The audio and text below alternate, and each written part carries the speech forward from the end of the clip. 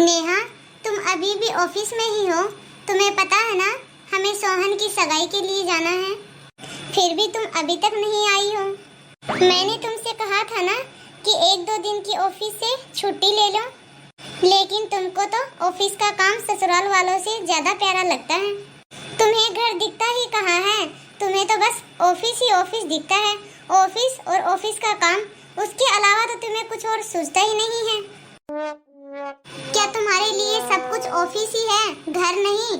घर के प्रति भी तो तुम्हारी कुछ जिम्मेदारियां होंगी ना। आज तुम्हारे इकलौते देवर की सगाई है, उसमें भी नहीं आओगी? उसमें भी तुम्हें ऑफिस ही दिखाई दे रहा है और ऑफिस का काम।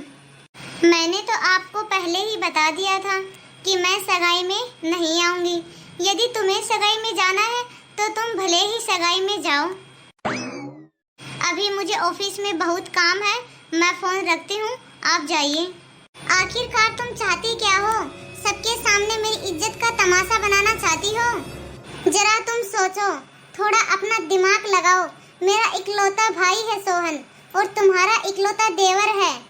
तुम्हारे इकलौते देवर की सगाई हो रही है और तुम उसकी इकलौती भाभी हो। यदि उसकी इकलौती भाभी ही उसके देवर की सगाई में नहीं आएगी तो तुम बताओ, उसके ससुराल वाले हमारे बारे में और सोहन के बारे में क्या सोचेंगे?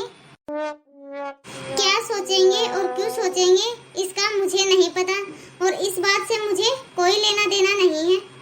अरे, दोनों के ससुराल पक्ष से सास ससुर तो है ही, और भाई भी तो है उनका साथ में, तो फिर भाभी की क्या जरूरत? भाभी को भला कौन पूछेगा? अब आप फालतू में ही बेकार की बातें मत सोचिए और आप अपने भाई की सगाई में जाइए।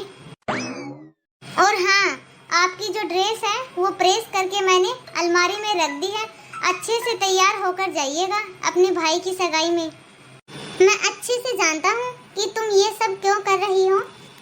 देखो नेहा, इस बारे में हम लोग बाद में नहीं, कल ही बात करेंगे, और मैं खुद मम्मी पापा से कहूँगा। लेकिन प्लीज नेहा, आज मेरे कहने पे तुम मेरे साथ चलो, क्योंकि आज मेरे भाई की सगाई जो है, और ऐसा मौका बार बार नहीं आता। नेहा प्लीज, मेरे कहने पे एक बार आ जाओ। आकाश, आज मैं वही कर रही हूँ जो तुम्हारी मम्मी ने कहा था कि बगैर बुलाए कभी भी ससुराल में नहीं जाना चाहिए। बिन बुलाए ससुराल के किसी भी फंक्शन में जाने का मतलब है कि वो लोग तुमको फालतू समझते हैं, और तुम भी ये बात बहुत ही अच्छे से जानते हो कि मैं फालतू नहीं हूँ और मुझे बहुत ही काम है। अभी आकाश, मुझे मीटिंग के लिए जाना है, मुझे बहुत सारा काम है। और हाँ आकाश, सोहन भैया को मेरी तरफ से कांग्रेचुलेशन बोल देना, और उनको मेरी तरफ से आशीर्वाद भी दे देना।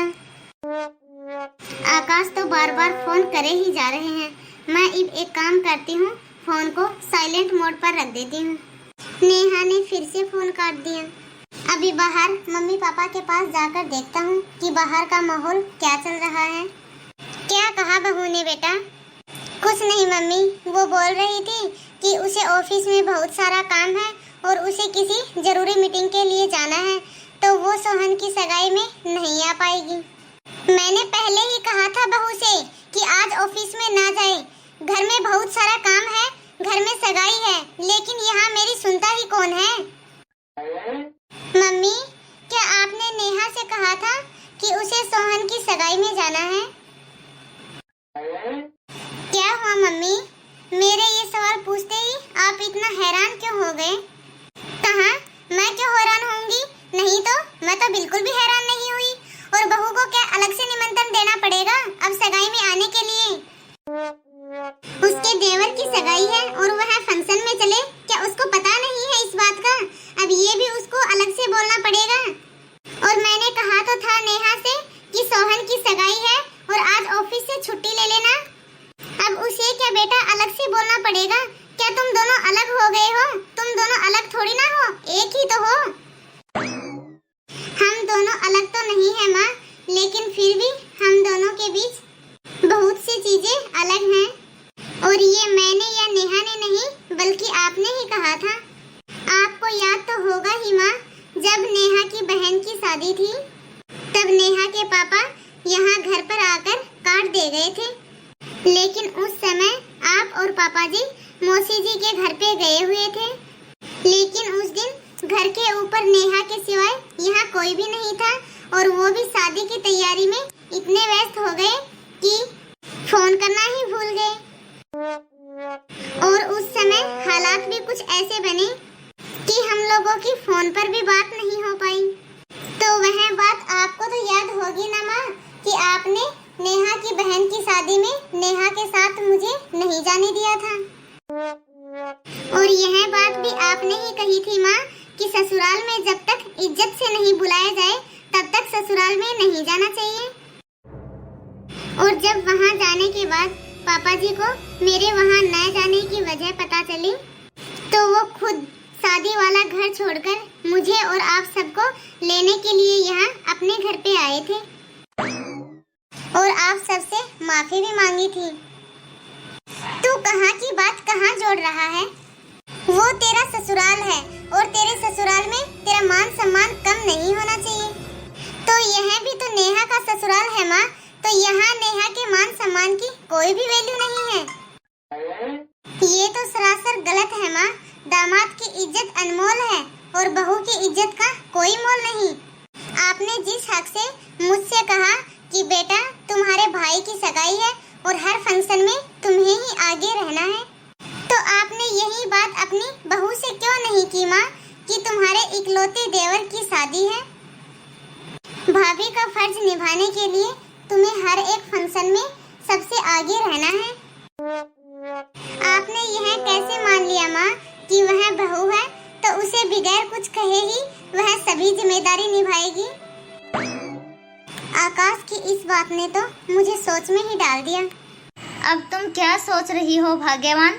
ज्यादा मत सोचो और बहू के पास फोन लगाओ और हक से बहू के पास फोन लगाओ और तुरंत उसे फंक्शन में पहुंचने के लिए कहो।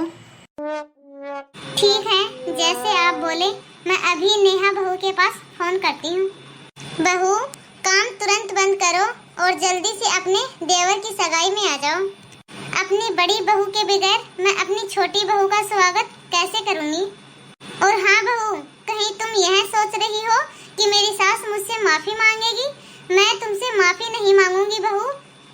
यदि तुम कहोगी तो म्यूजिक पर तुम्हारे साथ कमर जरूर हिला लूंगी। अब बहू ज्यादा इंतजार मत करा और जल्दी से आ जा। नहीं मम्मी जी, अब कभी भी देर नहीं होगी। मैं अभी अपने इकलौते देवर की सगाई में तुरंत पहुंचती हूँ। बस आपने फोन करके मुझे बता दिया, मेरे लिए यही बहुत है। लेकिन आप मुझे गलत नहीं समझना मम्मी जी, क्योंकि आपने ही तो कहा था कि बिगर बुलाए कहीं भी नहीं जाना चाहिए, वह ससुराल हो चाहे मायका हो। क्योंकि जहाँ बिगर बुलाए हम लोग जाते हैं वहाँ हमारा आदर सम्मान नहीं होता, और जहाँ आदर सम्मान नहीं होता वहाँ पे जाना नहीं चाहिए। ये सब बातें आपने ही तो बताई थी मुझे। तो बताइए मम्मी जी, इसमें मैं क्या गलत कर रही हूँ? लेकिन अब आपने मुझे इतने प्यार से बताया है कि तेरे देवर की सगाई है और तुझे आना है, तो अभी मैं तुरंत ऑफिस का सारा काम छोड़कर अपने देवर की सगाई में पहुँचती हूँ मम्मी जी।